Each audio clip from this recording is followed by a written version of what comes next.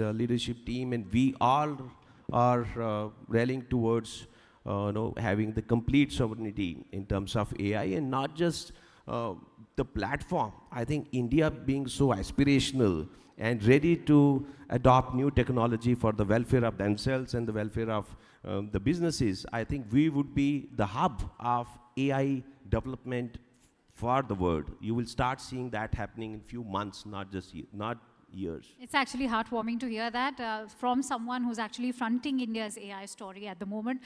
Nitin, as someone who is at Google, how do you see this for India? Do you think India has the right infrastructure, the right resources to build its own sovereign AI at the moment?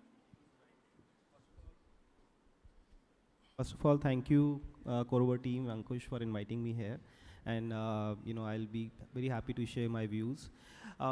From Google perspective and from my personal perspective, I feel, yes, sovereignty is very important. But at the time, with the sovereignty, it is not a question between sovereignty or innovation. It is sovereignty and innovation. They have to run together. They can't be one choice versus the other one.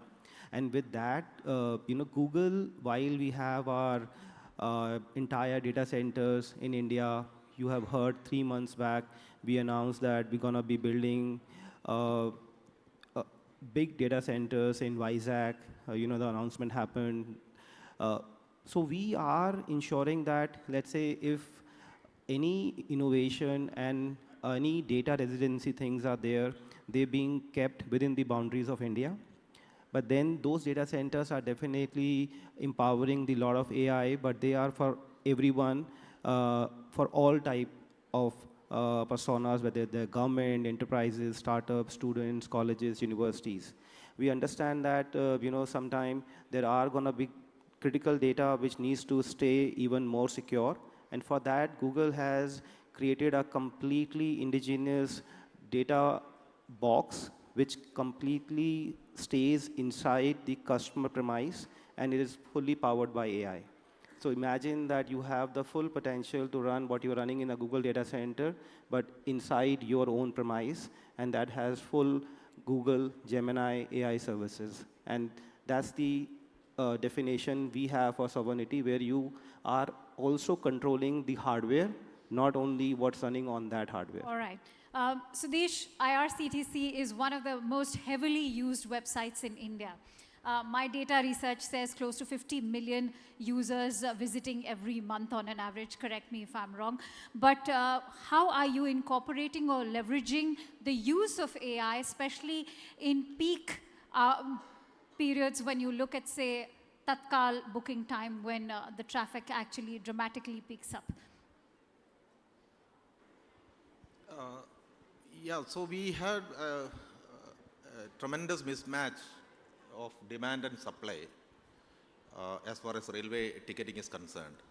So we have the peak, the morning 8 o'clock, when the ticket is open for the 60 days hence travel. Then 10 o'clock the AC Tatkal, and 11 o'clock the sleeper Tatkal. So there is a lot of huge demand, and there is a demand-supply mismatch as of today.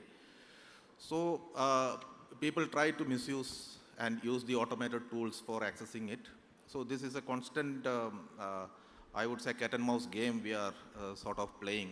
And we are using AI also. We are using AI of a very advanced AI solution. Maybe they are said to be the best in the world solution we are using for anti-bot solutions.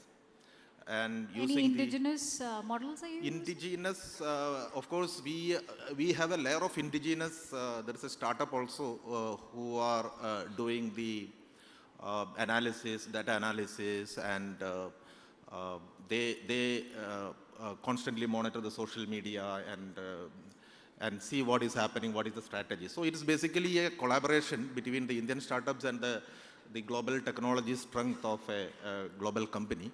Okay. So we are using, AI and ML-based model. The model constantly learns and, tries to mitigate those automated tools. Okay.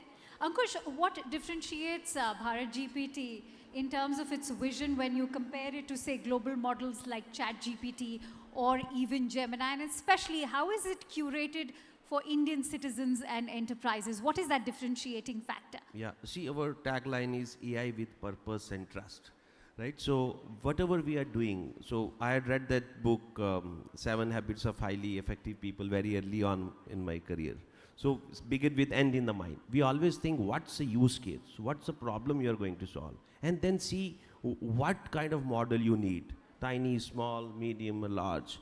And then you see, okay, from where the data would come. See, what the Bharat GPT family of models, right? It's not the large language model. It's not ready for consumers yet, right? So we work with our partners, get their data, and train the model for their users, because we believe it is easy for us to solve the problem of enterprises, because the enterprises, say like IRCTC, they already know their domain. We cannot learn, right? And if I say, hey, I can create travel AI solutions, very, very difficult, right? So they know travel, they know railways. So it would be, I think, much better to work with them, learn from them. They already know, they are already solving a lot of problems, and they also know the problem, the real problem. They don't have existential crisis, right? So they are not just in the game of valuation. So they are That's solving why the you real have world him problem. on stage with you today. He'll share those precious tips. My last question, since we are running short of time, Nitin, I think this is also not to highlight the achievements, it's also to perhaps highlight the concerns. And right now, one concern which the Indian Prime Minister has also highlighted is that of inclusivity. How is Google trying to bridge that divide as far as digital divide is concerned? How do you make Google more accessible for the underprivileged, for those in rural areas? Nitin, before you answer, it should be shortened. I have my colleagues from other team, Vertex. I would like to apologize to them for this delay, but allow us just to wind this up. Yeah, Please. I'll take a minute. Okay, so great question, and Google has always been in the forefront of inclusivity. Whether you call it Gmail, whether you call it search, it is empowering billions of users every day. And just to summarize and give a recent example, we have very recently Sundar Pichai has announced that the JEE main exams, mock exams are available on Gemini free of cost for any student to try. That's the inclusivity we want. We want to make sure that student at his home can keep on trying the mock test at free. All right, growth, Amazing, which is amazing. inclusive and democratic. Many thanks to you three gentlemen. It was a pleasure having you all over here. Thank you so much. Thank you, Akansha. This was wonderful. Lisa, it's always a pleasure meeting you. Ankush, the power bank. And Nitin, amazing. We'll catch up soon.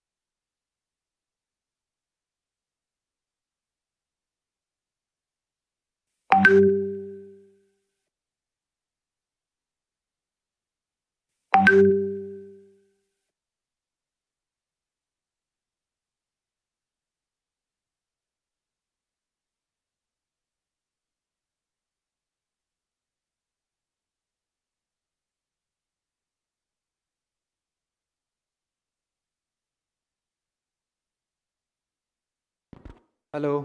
Yeah.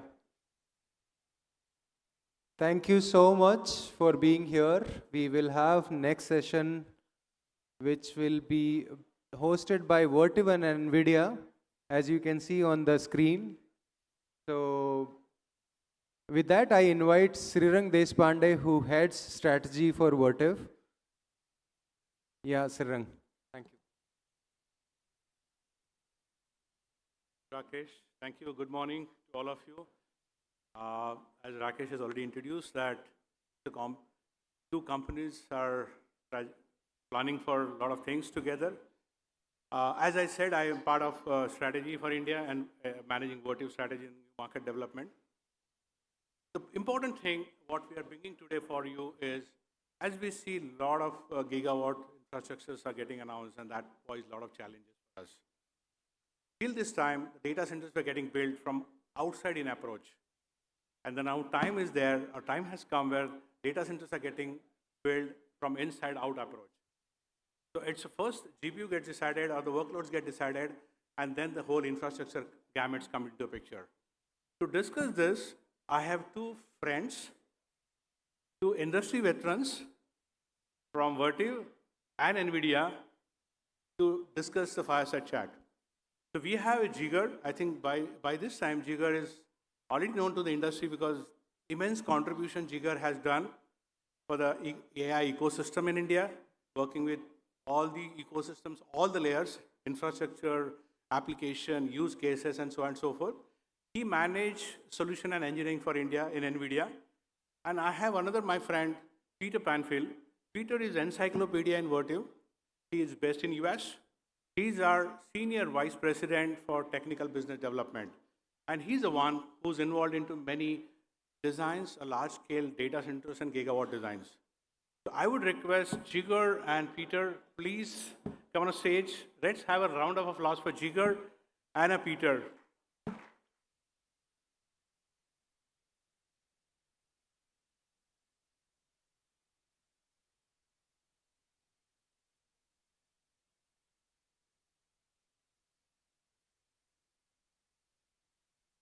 So Jigar and Peter, it's all yours now. Over to you. Thank you. Thank you. Thank you. So, my friend, we got our introductions. Let's see, are we on? You guys all hear us? Yeah? Can you hear us? Good? We good? Okay. All right. So, my friend, great to see you. Great to see you. So, I gotta start with how we would normally end. I believe that any discussion like this should start with us telling you what we think you're going to get out of this. So, what key message or messages do you think this audience needs to hear before we get started? And then we can spin off of that and go into the kinds of details we really need to. So what do you think this audience is the most interested in? Okay. Am I audible? Okay, great. So I think, as the topic suggests as well, my view, what you will get to hear us next 30-35 minutes is about why this AI is becoming so much of notion for every country. Yeah. What is the building blocks of these AI factories and the sovereignty aspect of it. What is the two of us are trying to contribute in this journey for everyone, for that matter, and how do we scale and make it work for everyone to make AI for all, how India wants to call it as AI for all, is what I feel we should be discussing about. Because that will be most relevant for the conference, for the audience, and what we can contribute back to the humanity as well. What are your thoughts? I agree with you completely. So the three things I feel are most relevant are speed at scale. Now, it's not just the speed of the compute, it's the speed of deployment. The faster we can get the GPU structures in place, the faster we can benefit from it. And scale, you and I talked about the scale, and you're going to quote some numbers, I think, that the tops of their heads are going to blow off. But speed at scale. The second thing is, we've got to stop thinking the way we thought in the cloud world. In the cloud world, we were thinking a high-density rack was 10 kilowatts. And that we would start at the source, at the grid, and work our way to the chip, okay? What I'm here to advocate for you to do is start at the GPU. Start at the chip. Let's start at the chip, define the most economical, most efficient, fastest from a compute perspective, and figure out how to deploy that as a pod, then replicate that pod and achieve the speed. So true. And the third is, don't be scared. We got it covered. We got you covered. We know how to do this. We made a big, I gotta just tell you, I told you this in the hallway. Vertiv made a big bet with NVIDIA. Yes. Okay, we made a big bet. I actually reassigned myself. I was leading what we call a GSA, Global Strategic Account Pursuit team, and I said, if we're gonna do this right, we've got to immerse ourselves in GPUs, understand how to deploy them, understand what drives our customers, and how we're going to make them successful. And I think that has worked to both of our benefits. Absolutely. And through the humanity as well, right? Yes. We are fundamentally changing everything that has been pursued so far. And you bring out the cloud part of it. I was just thinking while putting my hand on my beard that only few hairs were white back then. It's not that far that I've seen the retrieval clouds. We store the information and we're just retrieving it to process the application to get us the information out, right? To the world of now generating every single time a new data and processing it right there to give you all the time a new input and a new output, right? Because prompts are new, the outputs are new, and thereby the world sees every time something different which is getting processed and being delivered to the customers, right? So such an amazing and a fastest pace change of how these clouds have emerged. And what are your thoughts in terms of what this space is all about? How our customers are keeping up with this? And what are we contributing in that journey, if you can throw some light towards that? Sure, hey, that's great. So first of all, it comes with understanding and having a transparent provider that says, here is what I'm producing today. Here's what I think I'm going to be producing a year from now. Here's what I think I'm going to be producing 2 years from now. Our goal is to make every deployment that you take on an AI factory. We all know what an AI factory is, right? An AI factory, think of it as a car manufacturer, car factory, washing machine factory. Just it's a data factory, okay? And so our goal, I will just tell you, our goal along with your team is start as an AI factory. Yes, you might want to have mixed mode CPU and GPU workloads in your facility, but you've got to pilot the GPU configurations. At least pilot them. When I say I reassign myself, I was working primarily with cloud providers, mostly hyperscalers, and they had a prescriptive formula. You know, they had their hacks, their number of racks. They would deploy them. We all knew which ones they were. Now we can take a GPU pod, design it once, build it many, absolutely, and apply it to the GPU that we need from that generation. It's a complete change in the way we think about how to deploy the IT.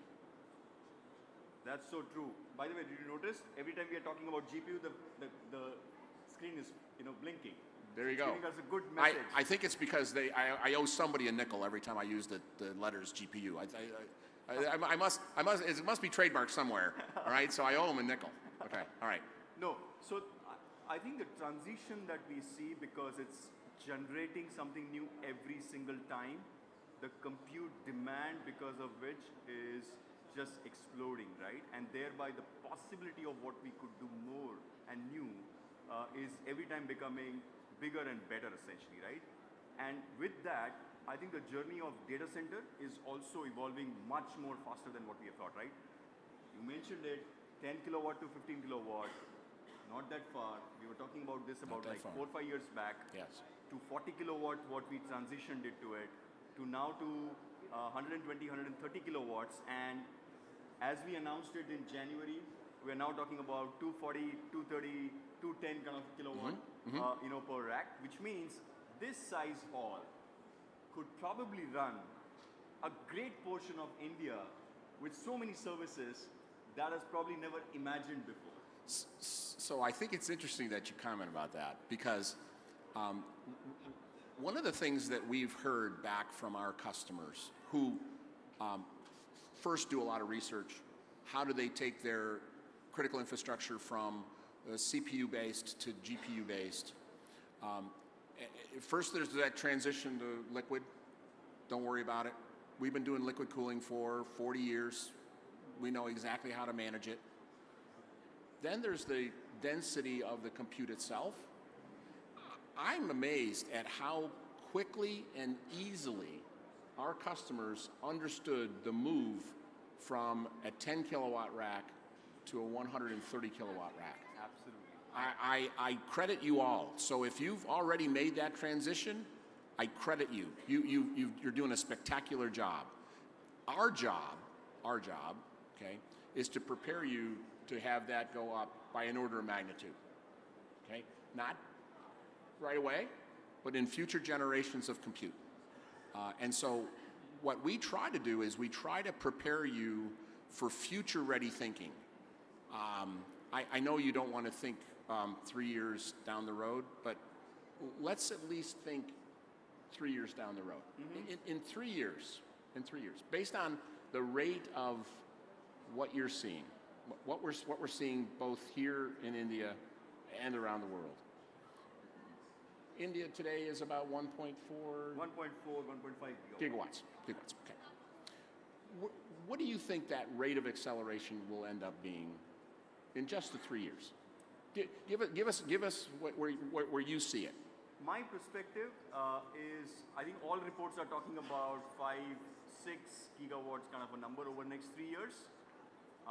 My personal understanding from the lens I look at it, both from NVIDIA as well as what industry and government is trying to do, my anticipation is we will cross 10 to 12 gigawatt in next 3 years, right?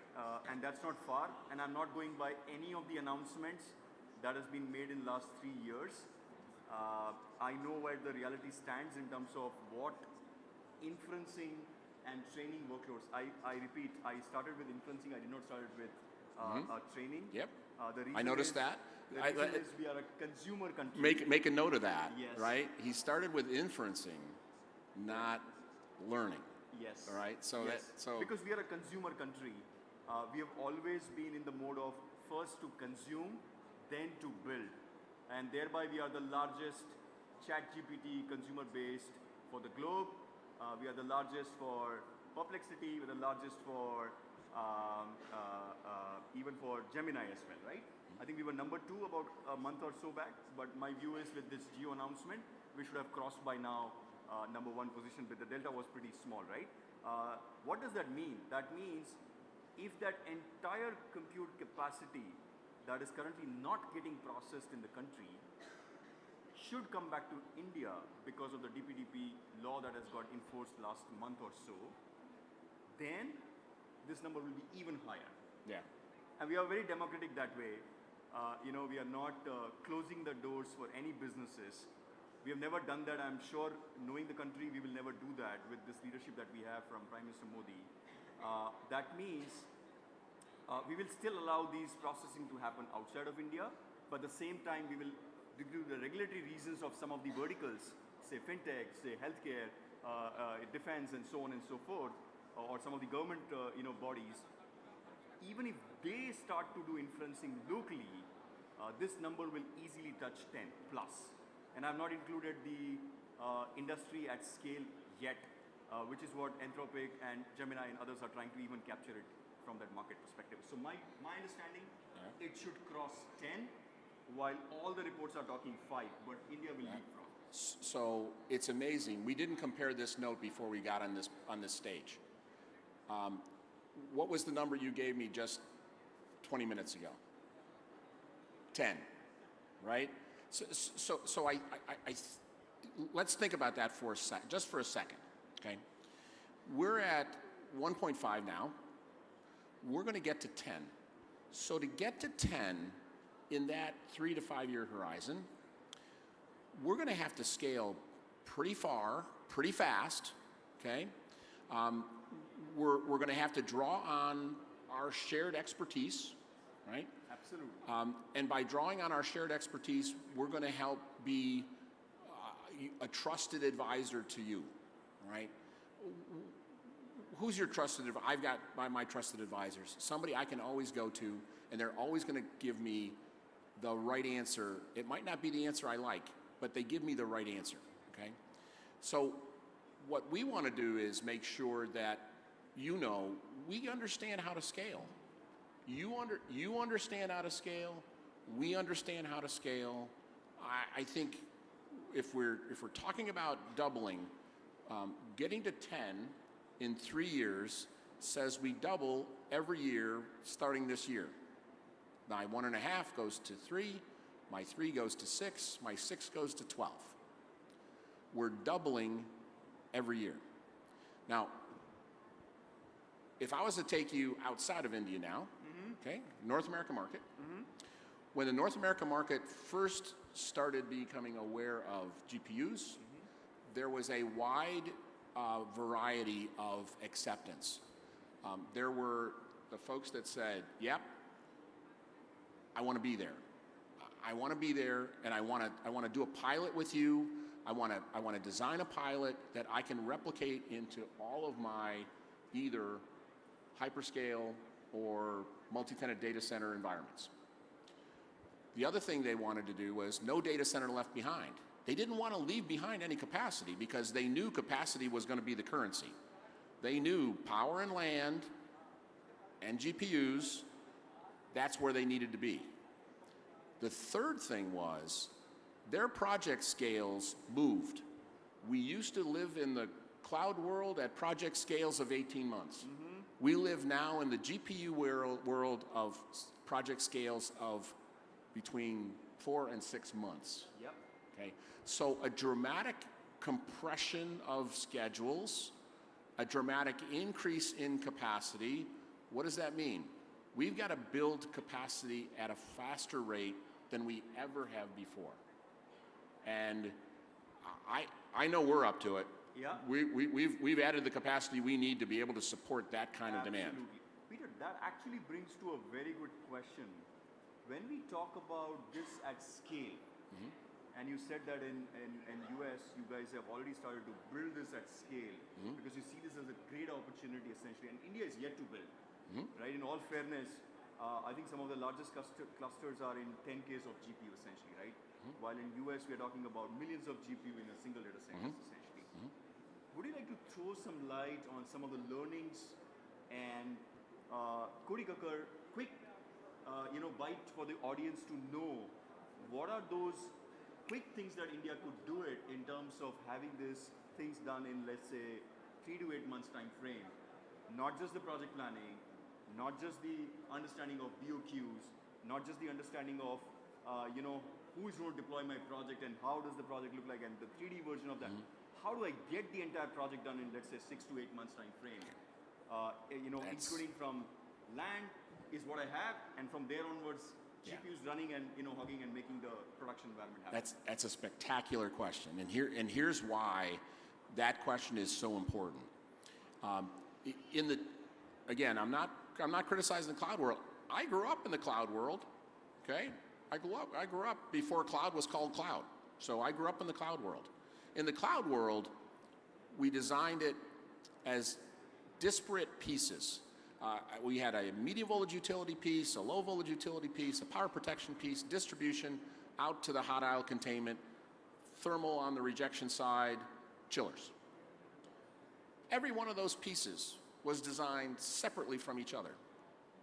They weren't designed to work as a system.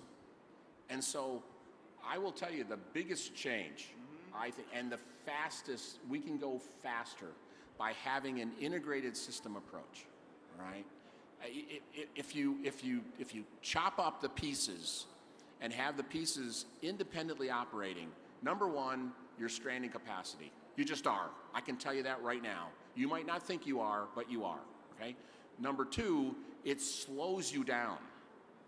So for every unique snowflake design that gets invented, I get it, we all have our independent inventions that we want to claim is ours, but you know what? We've been in meetings now over the last few months. The magic number happens to be 225 megawatts. What do you know? That's the magic number everywhere on the planet.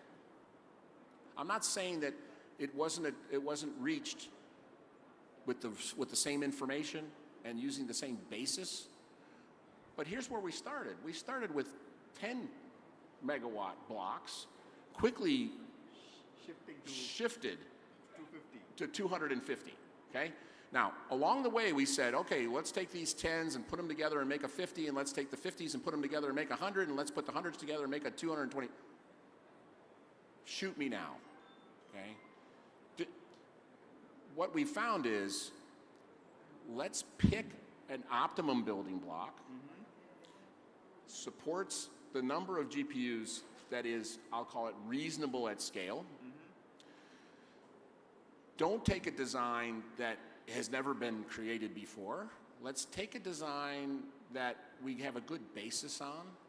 For example, the pod. You just published some standards on pods. Reference designs. Reference designs, okay.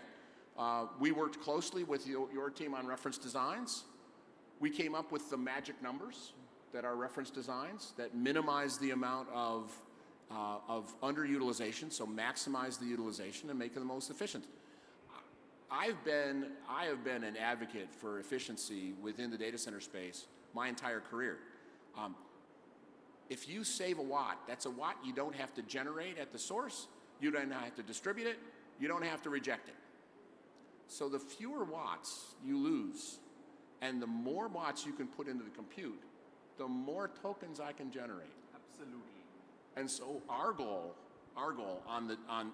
in working with the GPU, I'll call it the AI factory mentality, is how much power can we deliver from the source to the GPU, as much power as we possibly can, and how can we deploy that physically as quickly as we possibly can. And it boils down to, take the reference designs. We're not saying all the designs are going to be the same. We know that's not going to be the case. But I could show you a pod design, it's part of the reference design. I could show you a pod design that supports 3 generations of GPUs. So this year, next year after that, okay? 3 generations of GPUs just by changing the way those pods are populated on the compute side, right? And in fact, we've got one customer who wants to be able to seamlessly mix GPU platforms within a pod. He says, I'm going to have one compute lineup number 1 as one generation of GPUs, and pod 2 is another generation of GPUs, a 3rd generation of GPUs. So they want to be able to seamlessly move between GPU generations, because at some point, they're going to optimize particular functions and particular outputs and services against a GPU platform. Oh, you just brought up a perfect point, right? So, few things. Why it's important to follow the reference design, just to bring everybody on the same page. CPU world was very different. Having a node down means few $100 getting downtime. A GPU node down translates to few thousands of dollars going into a downtime, right? And the fortunate or unfortunate part is, if your training workload is running, if a node fails, you start from the checkpoint that you have done it. Assume that your checkpoint was done 8 hours before. For 8 hours of, say, 4,000 GPUs of time, multiply by that much is what you have lost the compute time in the cloud. Unfortunately, that translates to Real money. hundreds of thousands of dollars. Real money. Right? Real money. So while you as a cloud provider might be thinking, and I'm talking about both the sides, that hey, let me do a little bit of cut corners, do something here, something there, and I'm still making the cluster up and running. But you know what? That's going to cause a lot, and customer may not have SLAs with you in that direction because these are not the standard SLAs we're talking about. Right. What the world has seen in the typical cloud world, these are different type of SLAs that customer signs with you. And you know, if it's an inferencing workload, and if it's a critical with the enterprises, we're talking about downtimes, which is again, by all law of cloud, is not acceptable. But the key question could come in that, hey, why do I need these large-scale cluster? Only for training? Is that the only thing I do it? The answer is no. I don't know, but I'm sure most of you might be following what Jensen talks about it, the 3 scaling laws that we have it. We'll not go into detailing of it. I think Jensen has mentioned it like at least 100 times of his keynotes. But in a simple term, if I have to tell you, let me take 1 or 2 good examples from the country itself, right? And what we announced it in last 3 days. So taking a very simple example, as everybody knows, we are 1.4 billion people, right? Half of the audience is associated with farming in the country. Half of the audience or the citizen base is associated with the farming, and thereby 1/3 of the families of the country are completely aligned to the farming aspect of the story, right? They contribute just 15% of our GDP, but half of the population does and associate with the farming, right? Now, Government of India has 2 simple applications that has been launched, right? One is to check the subsidized food, that government gives it to these half of the audience, half of the citizens in the country today, subsidized to the level which is a cent or 2. In Indian rupees, it is 1 rupee to 5 rupee, how government gives it. And a feedback call goes to all these citizens, asking how was the quality, did you get the right quantity, have they done any kind of fraud, and so on and so forth. A call per day, if government has been able to scale in last 1 month to about 50,000 calls a day to the citizens through a bot, which is talking in a local language, has been able to save a fraud worth of around per day, and I'm talking about per day, in the range of a couple of millions of dollars. Okay. Take that fraud. Talk about financial fraud? Financial This could be another one, right? Because we are the world's largest online payment transaction country. We contribute 50% of the digital transaction by the NPCI data, globally acceptable, and it does at free of cost in this country. We call it as UPI, right? Most of the Indian people would know about it, right? And imagine the innovation that takes place in the fraud, when the UPI transactions are taking place, right? And I do this transaction using mobile, from my mobile to your mobile, in a fraction of milliseconds.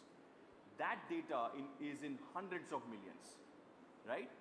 To prevent this fraud is where the AI is getting used.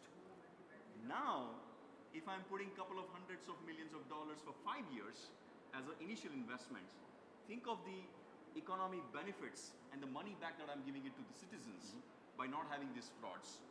And thereby for each of these applications, right, I have another good example, which is we have 22 official languages, speaking in 500 dialects in the country. Unofficially, we have over 100 plus languages in the country, right? Government of India has an application called Bhashini, which does basically the translation, and ASR and TTS in all different languages of India. And Government of India and state government has about 10,000 websites that government runs it. We have only touched 1,000, and we are already hitting 100 million requests per hour, right? And this translates to, in a simple term, roughly about 2 megawatts of data center consumption per minute, right? In 2 megawatt, if I'm able to cater to 100 million requests a minute, That's massive.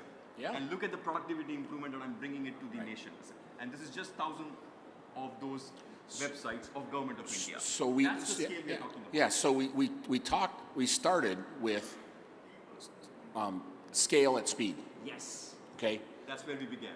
That's where we began. It's not just the scale of the data center environment. It's the scale of These applications. the applications and the benefit that they're going to bring Yes. when they get fully populated. Absolutely. Right? So I'm going to put you on the spot. How much do you think, we're on the journey right now, where are we? Are we at 3%, at 5%, at 10%? I will tell you, I cannot wait for AI to take every mundane task I have to do in every day of my life and just do it, okay? And then once those mundane tasks are out of the way, I can use every gray cell up here for productive work. Absolutely. Absolutely. So where do you think we are in terms of that scale? But you touched upon a good point, how Meta calls it as personalized AI for everyone, right? So we are getting there, right? But in terms of data, and I think even Minister made that announcement yesterday when he was talking at the inaugural.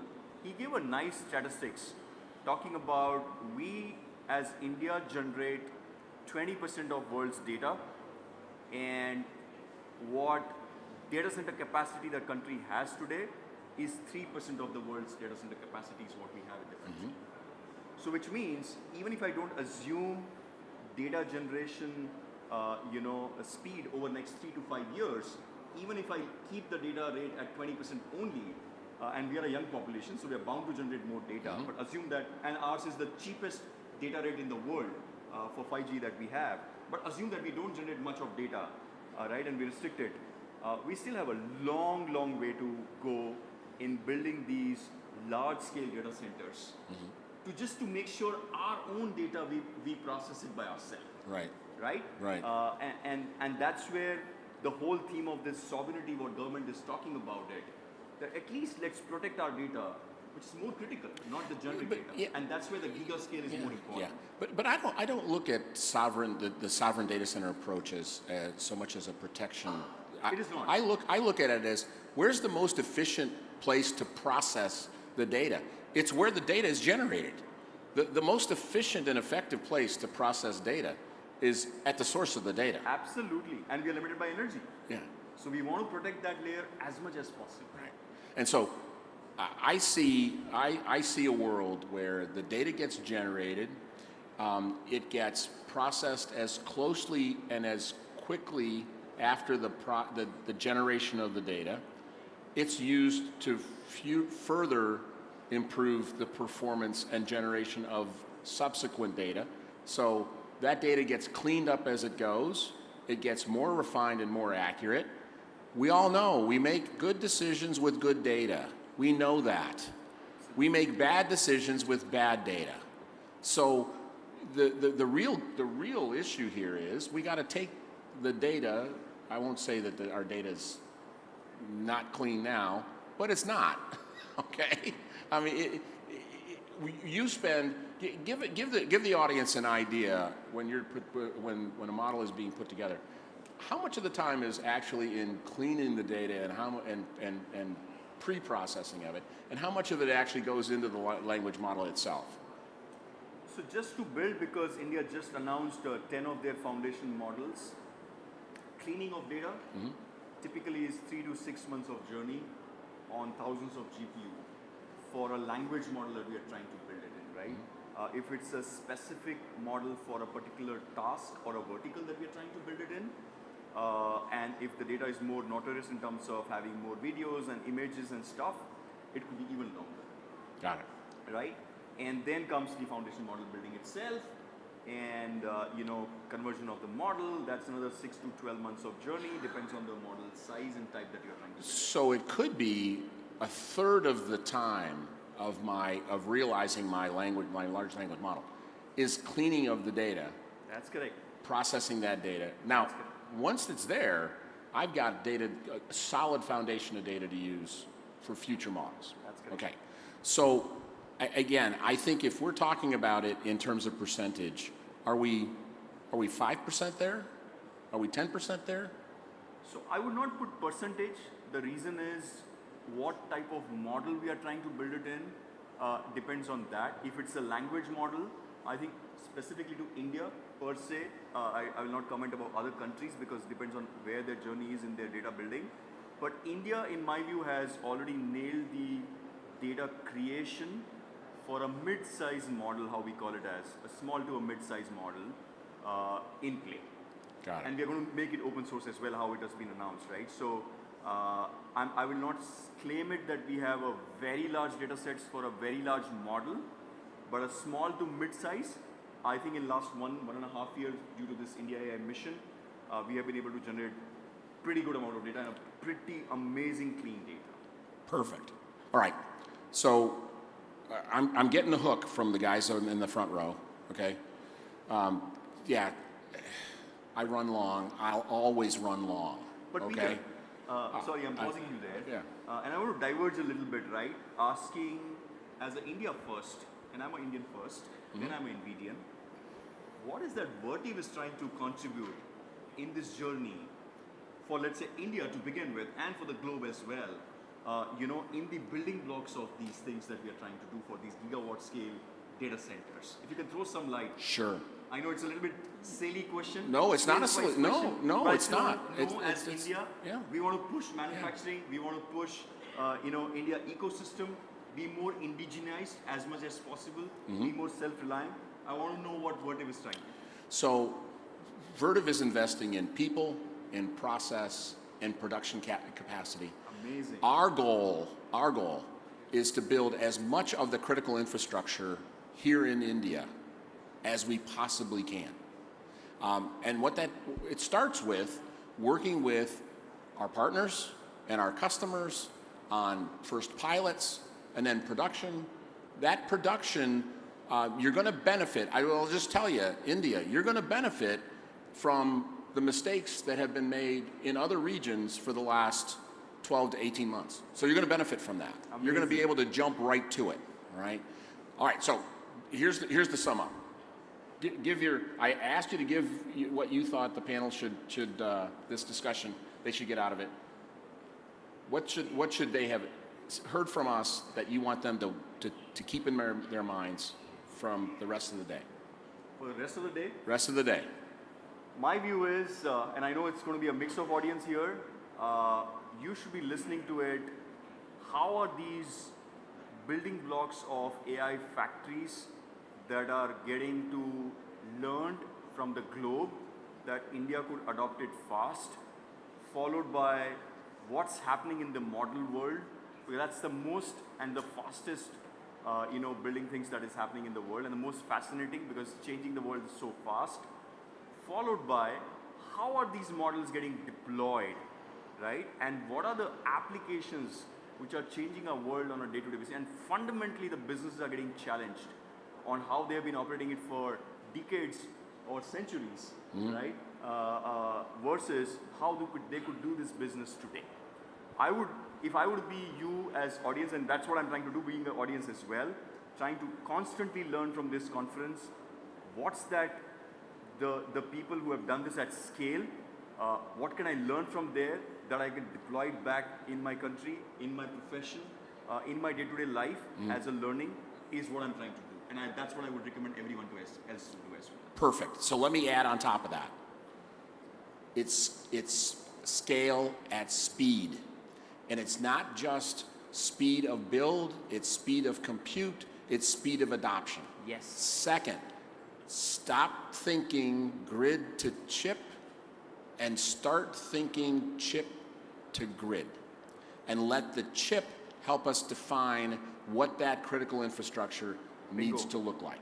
Absolutely. And the third is we're going to make it as sustainable as we possibly can, because a watt that I don't waste is one I don't have to generate, transmit, or reject.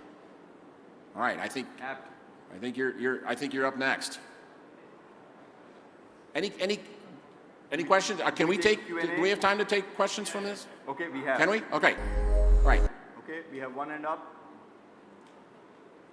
She's gonna run a mic over to you. Yes.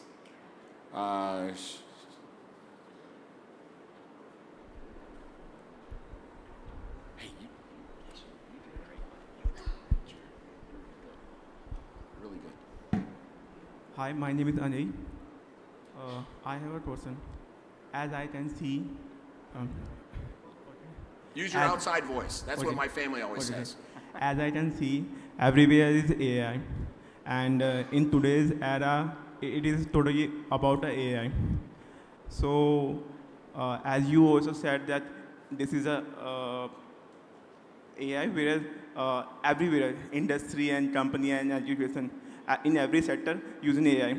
So the day is not that in far when AI, humans is totally dependent on the AI, and once AI that in the subconsciousness as yet of humans thinking as a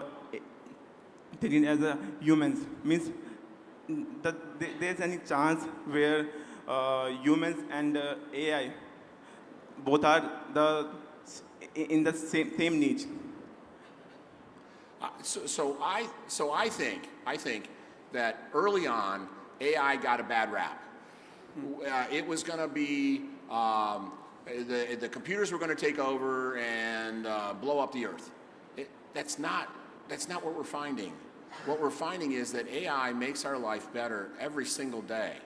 I know that traffic systems in the city that I'm in now use AI to look at traffic congestion and traffic patterning. And they actually time the lights to improve the throughput on particular roads at particular times of day. Now, that's where AI is going to really benefit society. It's going to benefit it in transportation, in medicine, in research. I'm not so worried about the data being used for evil. I'm really excited about the data being used for good, because that's where I think we're going to get the most benefit. True. But what if AI get their own subconsciousness? They don't need humans to just act and perform. I wish to see that no. day. Somebody told me when I started my journey with the phone, that's what is going to happen. You will lose touch with your family. You will always be busy with the phone. And so I don't think so. We have even touched that level as a surface, even after having this phone with me for 20 years. Here's the example I like to give. Do you think about breathing and blinking? No. No. You do it automatically. Yes. Right, so let's let AI take those autonomous functions and do them for you automatically, so that you don't have to think about them. And then if I don't have to think about breathing and blinking, then all of a sudden I can use my gray matter to do other things. So many things. So I look at it as it's going to free us. It's going to free us from the mundane tasks that breathing and blinking. Come on, you're laughing at me, but do you think about breathing? No. You only think about breathing when you're trying to hold your breath. Okay? So I think what's going to happen is AI is going to become to us like breathing and blinking. It's going to become an autonomous function that just runs in the background of our lives constantly and makes it better. It's going to learn what we do and how we do it and how to improve that performance and give us more freedom to do what we really should be doing, and that is making the world better. Thank you. Thank you. That's a good question. I'm glad you asked that question. We have one more. Have one more? Yeah. Hey, hi. On that side. Hello. Quick one. This is Shlo. I was watching the interview of Mr. Jensen Hung from NVIDIA, and he explained AI as a 5-layer stack. Yeah. Energy, chip, infrastructure, model, and application. Which layer do you think? He also explained how US and China are working on different layer and how they are, ahead of us many years in different layers. Which layer do you think India can excel with them or match with them in upcoming years? So I think we are already doing that. right? It's a great question. When we talk about sovereignty, these are the layers we should be sovereign, essentially, right? We cannot be importing energy from anybody. We need to generate by ourselves, otherwise how will we run these lights and so many functions, and how will we power these data centers, right? So the good news, and I think Prime Minister gave this answer so nicely yesterday in his keynote. He explained, no, the minister said about it, sorry. He explained these 5-layer cake once again, and I'm proud to say he made that statement, which we all know it. Half of our energy today is generated, which is a green energy, right? So that layer is sorted, and I and you have a less to contribute, more of the companies who have to contribute by having solar, hydro, and air and other methods, right? Where NVIDIA is trying to contribute to the nation today is on the top 3 layers, right? We are helping the nation with AI factories, building it with all the learnings, what Peter also mentioned. You don't have to learn from all our mistakes of last 18 months that we have undergone in other regions, because they were ahead. India was slightly delayed by at least 12 months or so, but we have put in all those learnings, and the factories have come up way too faster than anywhere else in the world, right? By all means. The second layer is, one of the layer is the serving layer. When you build these applications, how do you do inferencing? You'll be surprised to hear Indian cloud providers never had a control plane, right? We were dependent on other nations to give us a control plane to run these cloud inferencing stack. NVIDIA has open sourced that work and shared that with Government of India, and that was the announcement that Sarvam did with the product named as, how they call it, as Prava, if I'm not mistaken, right? I hope I'm pronouncing it correctly. And that layer is now completely owned by a Government of India and an Indian company to do the entire inferencing locally, right? And the last piece, which is the application, right? I'm sure you would have visited the booth downstairs on the Hall 5. I don't think so we have left any booth. Every booth is powered by NVIDIA open source stack that we have given it to build the agentic AI platforms and foundation models. That's the contribution we have done it for the nation, and India is right thriving there. I think what's missing, and I will fully agree with that, is we are missing with our own chips, right? And that's the autonomy that every country is trying to drive across. I'm again proud to say that NVIDIA is fabless. We don't produce, right? That we outsource that to Taiwan and a few other countries essentially, right? We have opened up partnerships in many countries, and we are very open to partner with India as well to give away our technology. They could do the modifications and do the manufacturing by themselves. That's the last piece which is left, and I'm very confident with this Semicon mission, this is going to happen very soon, if not with NVIDIA, with somebody else. Thank you. Okay. Thank you so much. The paucity of time, we'll have to get into our next session. Peter and Peter, 10 megawatt, 12 megawatt, and today we have megawatts. Gigawatts, baby. Gigawatt, sorry. Gigawatts. I just wanted to leave important information. It took about 8 years time to build 1.5 gigawatt. And another 10 gigawatt is going to happen in next 3 to 4 years. So look at the speed and scale, we both have to work together.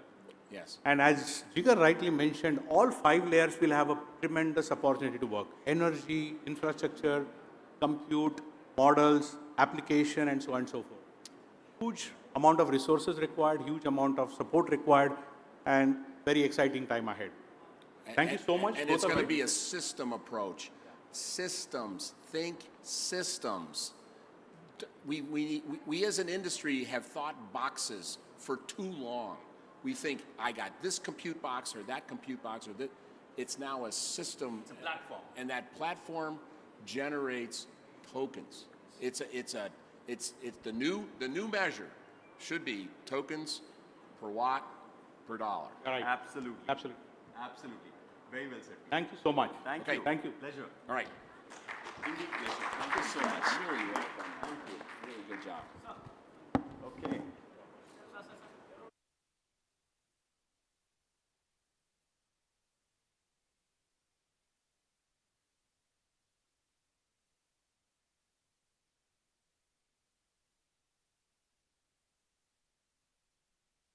Okay, thank you, Jigar. Thank you, Peter. So we spoke about what is happening in global, what's likely to happen in India. The most important part is how do we implement that? Okay, and that's extremely important for us to understand from the experienced people, point number one. Point number two, India, as a peak power demand for India today is about 230 gigawatt, and of which we use only 2 or 3% and maybe going to enhance by 3 to 4% over a period of time. The scale at which US is much higher. So looking at the data of 25% which we built for India as a global, we have a huge amount opportunity even to go beyond 10 gigawatt as well.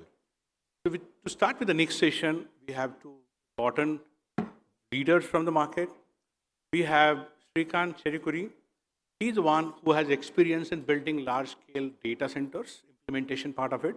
He built already some of the hyperscalers and neo cloud service providers in US. He's one of the guiding principles to implement a lot of large-scale data centers for Vertiv or all the entire ecosystems. Let me welcome Srikant on the stage. A good round of applause for Srikant. And another gentleman we have from Vertiv. He's about 35 years of experience in leadership roles in Europe, Middle East, Africa, India, Southeast Asia, Asia, you name the region. He's been there for many years.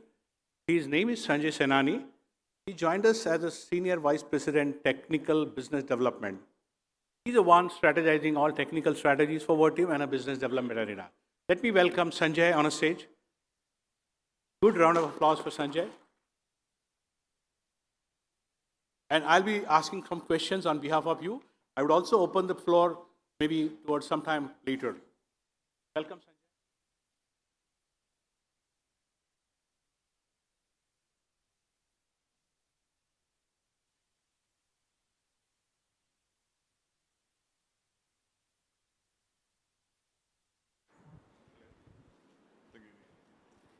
Oh.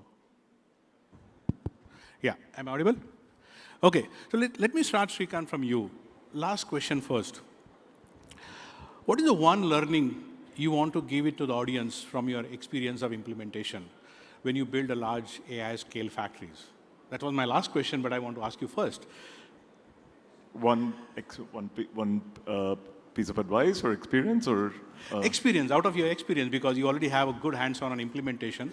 Yeah. So from a sustainability standpoint, implementation standpoint, what is one learning you want to give it to us in India when we're building a scale of the factories and things like that?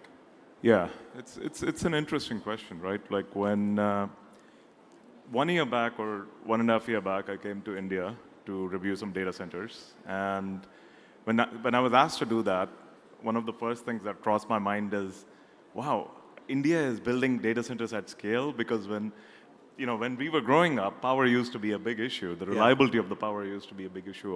Availability of power used to be an issue. And when I came here, I was amazed at how far, I have been away from the ecosystem for a little bit, but I was amazed at how far things have come in terms of availability of power and the reliability of that power. And the second thing I was amazed at is also just the knowledge here and in the ecosystem, as well as everything related to everything from safety to speed of light construction, and the product ecosystem has come such a long way.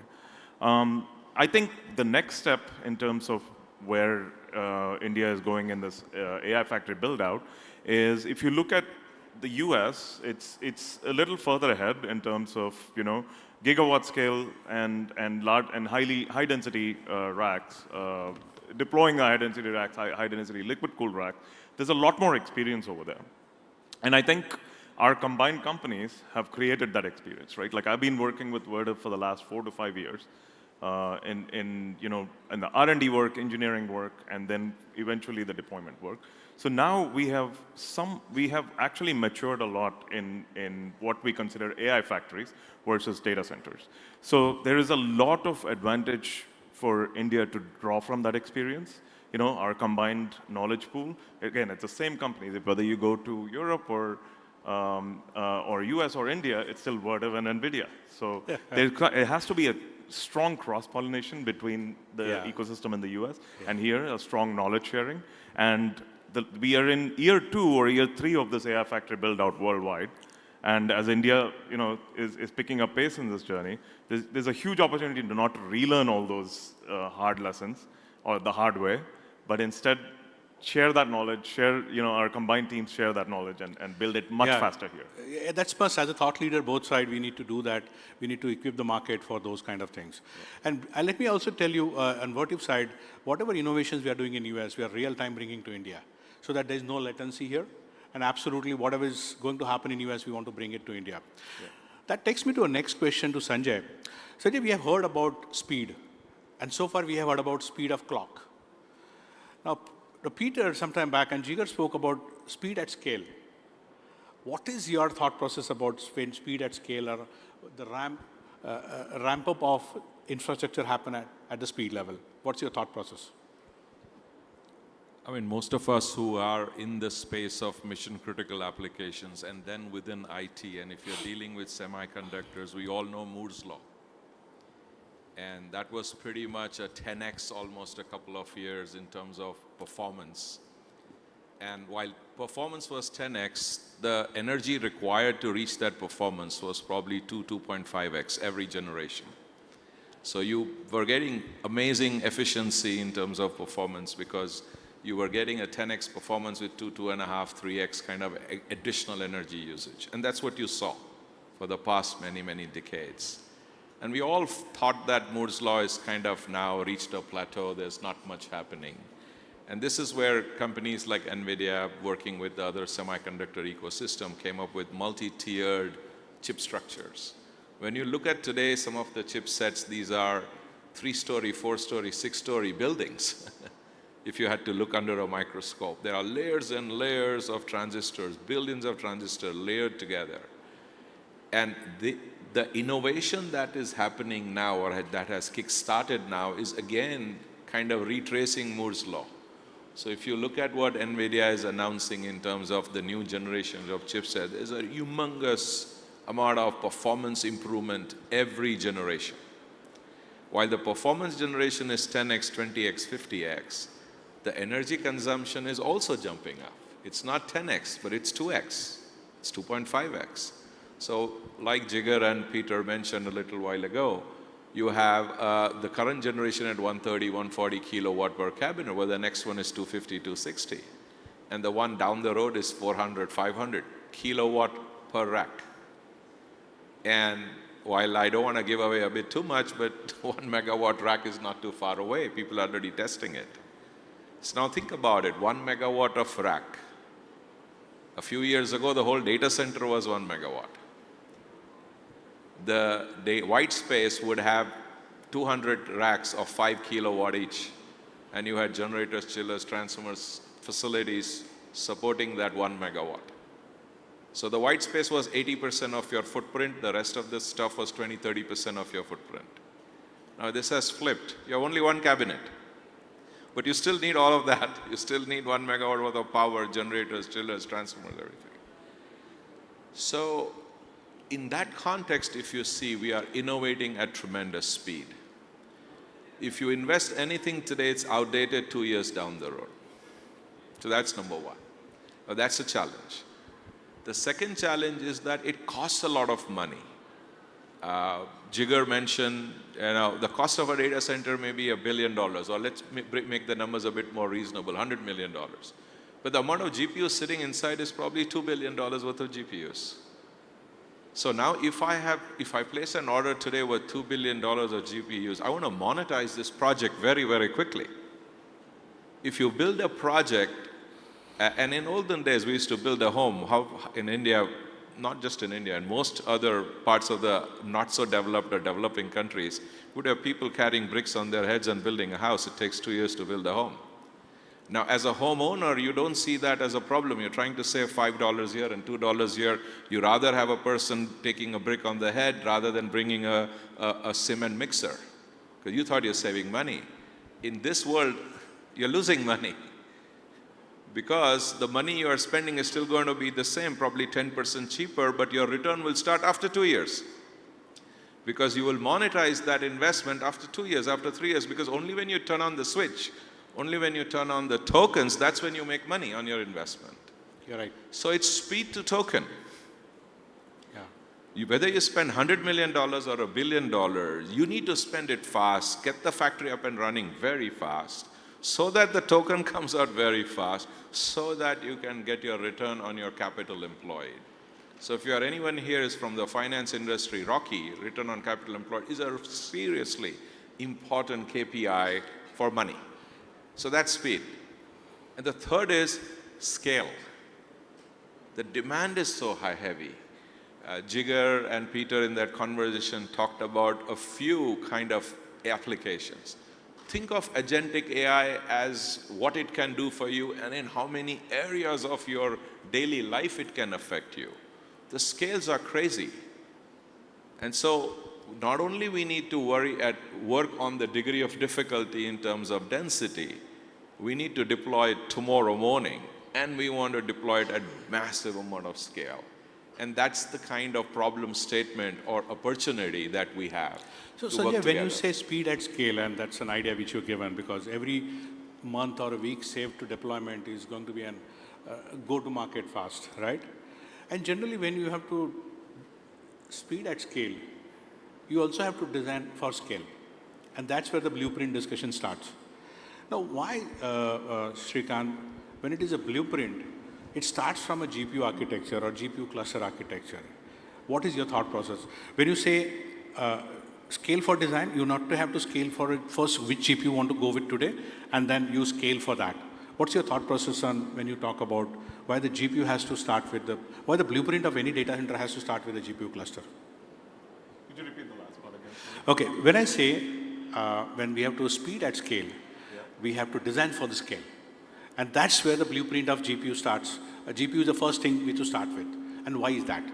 Yeah, I think there's a couple of things, right? When we first started designing, the early phase of AI factories, we were relying on, general purpose built data centers, and we were changing them rapidly into they weren't even really AI factories, but we were trying to figure out how to make it work, right? It was not designed at scale. It wasn't designed it was not purpose-built designs.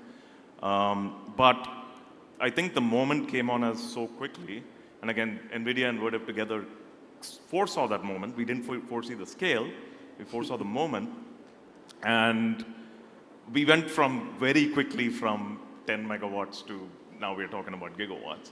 And so infrastructure doesn't move at that speed. Infrastructure moves, the design can move at that speed, but someone has to actually build out the AI factory. Someone has to build out the data centers. We have to make so many CDUs.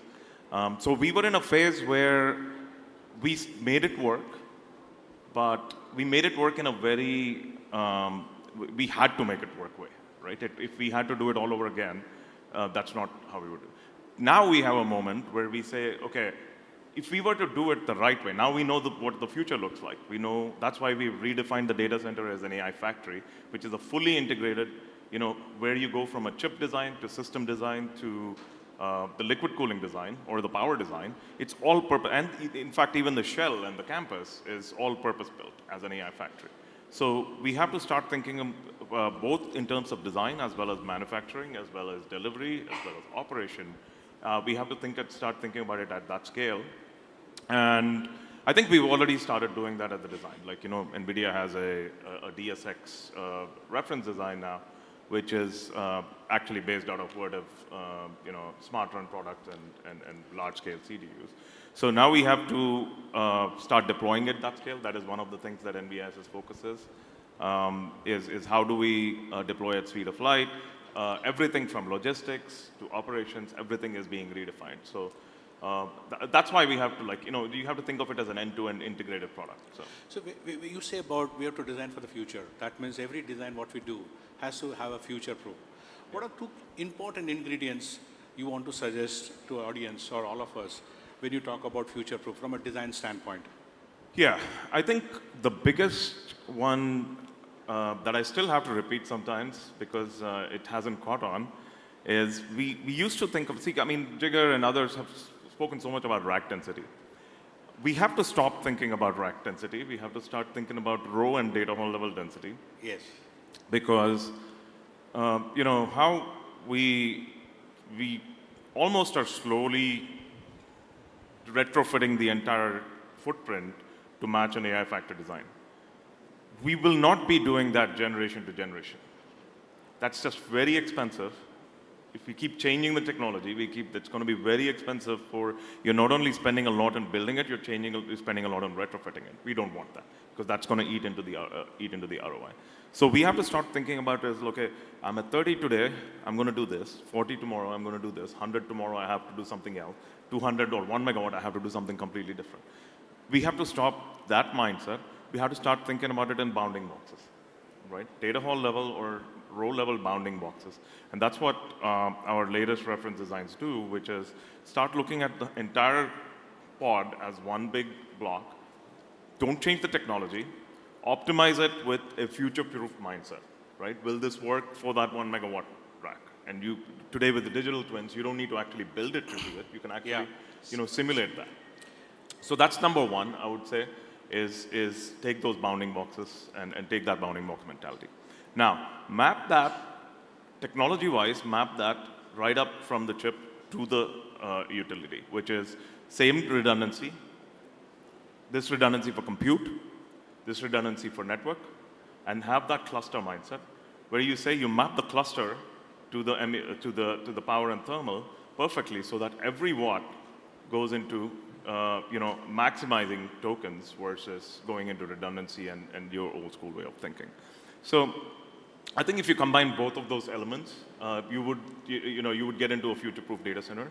Again, the hyperscalers have mastered over the last 10, 15 years. Again, we pretend like AI is the first time we're doing infrastructure build-out, but it's not. The hyperscalers have been doing since late 2000s, right? Yes. So they have mastered the concept of a reference design, a global reference design, where you once lock in that design, your generation-wise, you're staying consistent. You build a template and you just feed it out. So I would like to ask the same question to you, Sanjay. From your perspective, what are two things you would like to offer from a design standpoint, infrastructure standpoint, when you want to give a future-proof designs for at least for 2 or 3 generations, which Peter spoke about? I think whether we like it or not, the speed of change in the semiconductor IT AI world is very different than the speed of change on the physical world in terms of power and cooling. And even the life cycles and depreciation cycles are very different. So for example, compute, storage, or in the IT world, is depreciated every 3 to 5 years, because that's the pace of evolution. Generators, chillers, transformers, UPS batteries are depreciated 10 to 15 year cycle. So you got to figure out a way, how do you run 2 to 3 cycles of IT within 1 cycle of infrastructure? This is a requirement. If you don't do that, the point that was just made, Srikanth made, that you would be keeping on investing, and that's not good business at all. So now how do you do that, right? And in the cloud world, again, we mastered that to the sense that in very simple English, how are we doing it today in the cloud space? We have a 30 megawatt data center. We have 2 to 3 to 4, 5 megawatt per data hall. Then we don't worry about what's inside the data hall. How does it matter? I have a 5 megawatt power, 5 megawatt cooling capacity. Bring whatever you want, as long as it's 5 megawatt, you're good to run. The only thing that you are probably retrofitting, if at all you have a generational change, is the final mile of cable or connectors. Now that becomes a slightly more complicated in the AI world, because your densities are much higher, while providing power is relatively easy. Pumping a lot of air, or now pumping a lot of liquid, is not as simple. There's much more piping happening. In fact, I joke with the people, the future is of electricians and plumbers, believe me. Because there's so much plumbing now in a data center, you will need plumbers in the data center. So the only way to do it is to, again, look at what was mentioned in the previous discussion also, is look at certain capacity pods. 2.4 megawatt pod, 6 megawatt pod. So now you have a pod. It fits certain number of GPUs of today's generation. It has certain power capability and liquid capability, and it's done. All the upstream to that in terms of transformers, generators, utility connections is designed for 6.2, 6.4, whatever the case. Now let's say over the next 3 years, generations change. Well, all you have to do is reconfigure the cabinets, nothing else. Everything else stays the same. Precisely what we are doing in the cloud world. It took us a couple of years to figure this out because this was all being done for the first time. But now this will definitely be the way to go going forward. So, Sanjay, let me bring to a very different topic now, on energy efficiency. When we are talking about gigawatt scale, energy conservation or energy saving is the most important piece. Now, we as a country are a tropical, right? We have a temperature right from 10 degree to 48 degree. So in such a span, what do you think the right approach to improve the PUE? Okay, maybe water usage, or what are the important best practices you would like to suggest to the market when it comes to saving energy efficiency or improvising the PUE? Of course, because of liquid adoption, it is anyway has scaled down to an extent of what was there for the normal. But with what would be the next stage of best practices you would like to suggest through your experience? I think the word PUE is, I don't know if this is the right word, but probably a very abused word in the industry. It's used so commonly, thrown out there so easily that everyone believes, well, I have a lower PUE. Well, first of all, I can give you better PUE without doing anything. I can increase the air temperature. Suddenly your PUE is much better. You think your PUE is better, but right now your computer fans, your server fans will speed up. For the temperature is more, they need to throw more air. So the IT load increases, but you increase the temperature, so your electrical load reduces. I mean, your cooling load reduces. You suddenly have a better calculation. But in reality, your total power increased, which you don't realize. So the PUE is better. So PUE is a bit of a, thrown out word, but here is how I look at this. I think the PUE in the data hall, in the white space, irrespective where you build it, is the same. Because I need liquid at a certain temperature, I need air at a certain temperature, it needs to enter the rack. The rack is doing what it is doing. It doesn't matter whether you build in Mumbai, Singapore, I live in Dubai, you build in Timbuktu, it's exactly the same. The question is, how do you throw the heat out? Because now that depends on the environment outside. So are you in Singapore, rains all the time? Are you in Iceland, it's never more than 20 degrees any time of the year? Or are you in, Dubai, where it reaches 52 degrees in summer? At least that's what we designed for 52 degrees. And that's where the different technologies need to be adopted. Now, whether it is, air-cooled chillers, whether in some markets you can have, water-cooled chillers. One of the unique solution sets that we have started to see is that, especially in India, you have our cities and the way we are located in between the latitudes, our thermal variation or our temperature variation during the year is different. We have very hot in the summer and we have reasonably good weather in the winter. So there are some entitlements that you can get in the winter. So for example, we can use chiller technologies where during the winter months we are able to use a bit more free cooling. And during the summer months or during demand months, we add a bit more of chiller technology, DX technologies, compressor elements that come in and help us to add that extra cooling factor when required.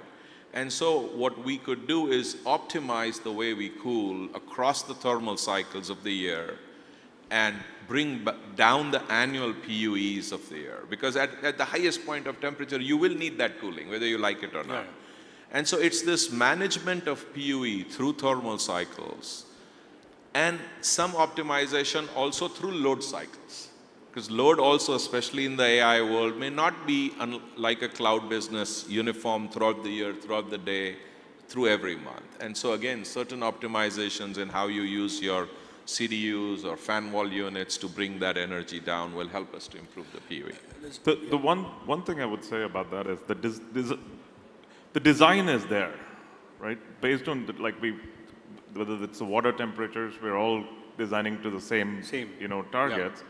The design is there. Where it becomes extremely manual is, again, we're still in the traditional mode of operation in data centers where we have a large control room and, we are optimizing for uptime and safety in the sense there's no risk of downtime. We're very risk averse, but we haven't even if we have to do what Sanjay just suggested, which is optimize that, there is no automated way of doing that because the chip level telemetry doesn't talk to the data center level telemetry. And that's what NVIDIA's reference design is looking to change today is, again, if you were to retrofit a brownfield facility, this will be harder. But if you were to build a purpose-built, this is an opportunity for India. If you are building an AI factory today, there is no reason why you can't integrate telemetry from chip to chiller. There's no reason why you cannot simulate how to optimize that and simulate a traditional sample workload and see how you save energy. I'm sure that simulation will tell you that you'll save a ton of energy without any human intervention. So. Srikanth, you spoke about a retrofit. So there have been normal cloud services or normal cloud workloads have been working, let's say about 5, 10, 15 kilowatt of load. What do you see when it comes to AI augmentation or a GPU augmentation in a same platform or a same aisle? How the retrofit will be easy or difficult, or what could be your 1 or 2 tips to do that? Like if you're talking about AI optimization for telemetry specifically? No, I'm talking, there's already an existing workload which is working with a very small, medium to small densities. Yeah. But in that aisle or in that row, you want to put a GPUs or a liquid cooled GPU or air GPUs, which means you're retrofitting some amount of passive infrastructure. Yeah. How difficult or easy would be that actually? Yeah. I think, again, if you go back to that journey, even the design and the retrofit was extremely cumbersome. Even today, I think at enterprise level, it is extremely difficult. If I was an enterprise CTO looking to deploy AI compute, I might actually, and I look at our experience in the last 1 year, I might actually be a little worried, right? You're looking at a very cumbersome, everywhere from design to following local regulations for the high density power and liquid cooling, having secondary loop built out. That's going to be that could be pretty scary for some at the enterprise level. Understand. So, but I think what Vertiv is doing, for example, with smart runs, a fully integrated mechanical electrical system that can be purpose built for any pod size.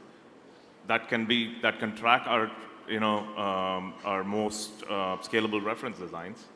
I think that would be the way to go, right? Like that's the importance why even Jigar mentioned that our following our reference design as closely as possible. See, all is very these critical. innovative designs and offerings will improve the adaptability part for the future change, is what I can say.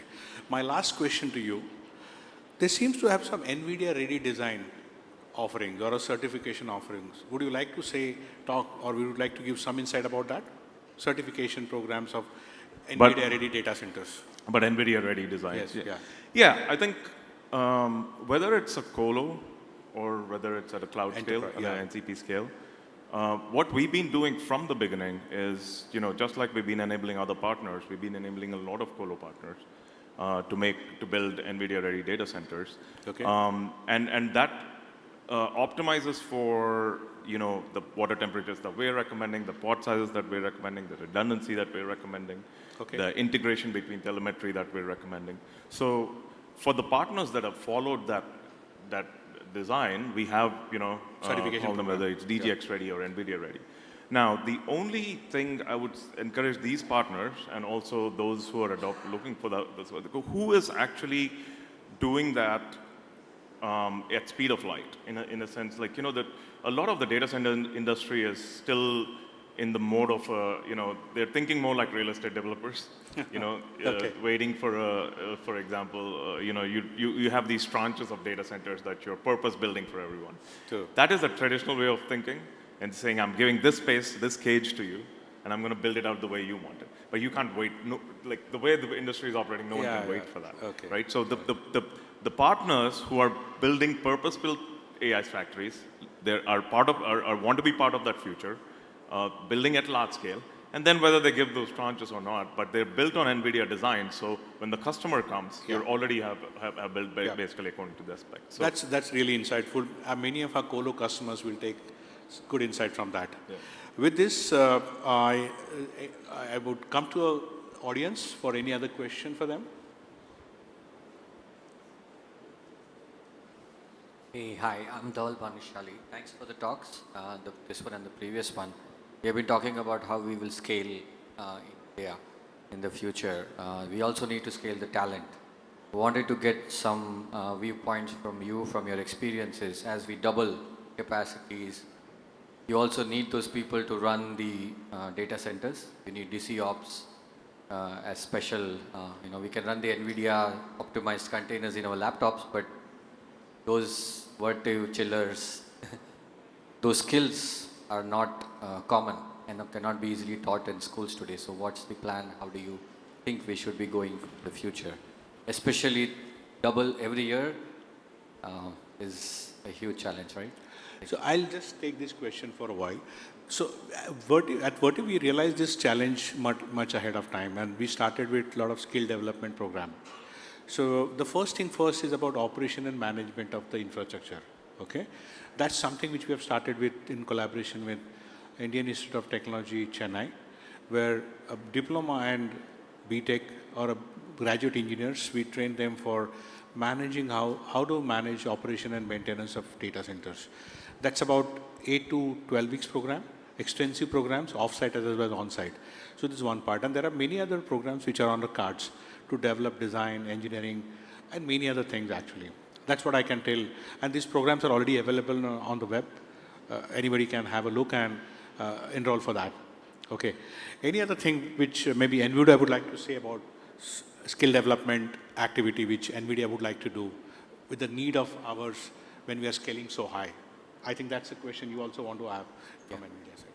So could repeat the last part of the question if you don't mind? So he's asking about as the scale is going up, there's a lot of resources required, and the skill development is also a big challenge. So while Vertiv is taking care of an operation and management piece, we are developing a lot of people through colleges and engineering institutions. What are the initiatives NVIDIA also taking to develop the skills within the ecosystem? Yeah, I think a couple of things I will say. One is, as you keep going up on the scale, the prefab systems that Vertiv is developing are going to be absolutely critical, because like when I was talking about the enterprise level difficulties right now, all that can be solved with, a lot of times you're waiting for the data center, you're waiting for the data hall to get ready before you can deploy the compute systems. Yeah. And each of them have dependencies on each other that all are centered around that space, right? When you're doing offsite prefab integration, you're doing prefab manufacturing, you can do that all in parallel. You can do that all at scale in parallel, and then bring it all into one place. And and in the meantime, you could do the testing off on the factory. A lot of the testing is done today in the data hall. So you could avoid all that, move it all to the left by bringing it all into outside of the data hall, and then bring it all into the data hall once the data hall is ready, once the shell is built up, and you could really condense that build out. Srikanth, as you said rightly, as we are taking a lot of activities which are supposed to happen on-site, taking to off-site, which by means of pre-engineering it, developing and building at the scale and getting deployed at the site. Yeah, exactly. So that's a way forward. Any more question? Otherwise, we can hold it here. Okay. Thank you so much, Srikanth. Thank you so much, Sanjay. A big round of applause for both of them again. Thank you.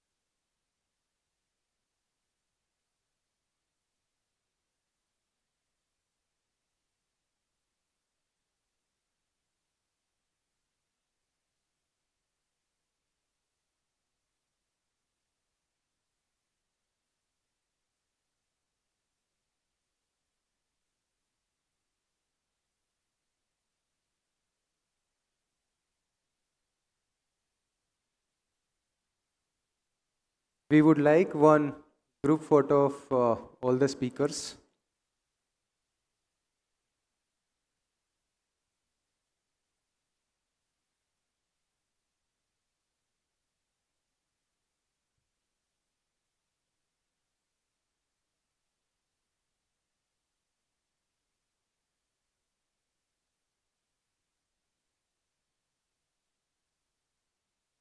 Yeah, we will have one photo, one picture, and we will also have